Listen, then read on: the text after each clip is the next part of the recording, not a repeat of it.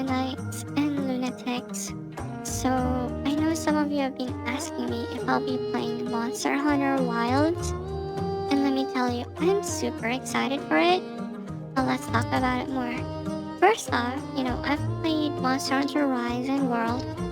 And from what I've seen in those new Wild clips that have been floating around, the game is really going out with the physics.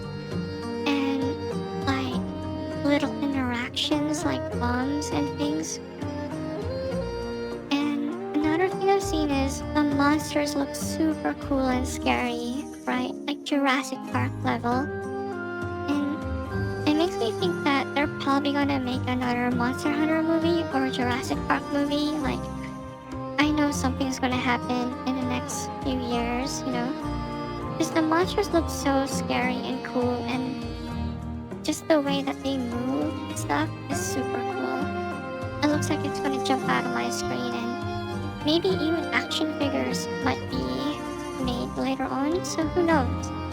But anyway, the other thing I've heard about Monster Hunter Wilds is apparently the game has been crashing a lot of computers, and people who are downloading it with their, toaster laptops or toaster PCs have literally bricked their stuff and like just broke their stuff, And you guys know that's not entirely a problem. I think the publishers and devs do that on purpose. And if you're asking why, it's probably so people think that the game needs like super high tech, intense computer, ultra god tier stuff. But that's not true. And the truth is, it's probably gonna be a regular PS5 game, And hey, remember like when Monster Hunter World first came out on Steam? Optimization for that was like an absolute train wreck, right? And it's probably gonna be something similar, and they're probably gonna fix it in the next coming month, or like May or June when it finishes release, right? So I feel like if you're gonna get the game, make sure you have a really good PC, make sure you have a good graphic card, a lot of CPU, a lot of memory, and make sure your PC or laptop is at least similar to PS5, or if not more, because like when you have a PC, you have your operating system, right? And that's gonna eat up a lot of the resources. So make sure your thing is like super good. And anyway, I think this is like a game I feel you could just pre-order. You don't have to do it now, but what closer to the date, it's probably super safe for you to pre-order this because it's coming from Capcom. And I don't know any Capcom games nowadays that suck, I think they're pretty good and they have a lot of support, and that's the key word here.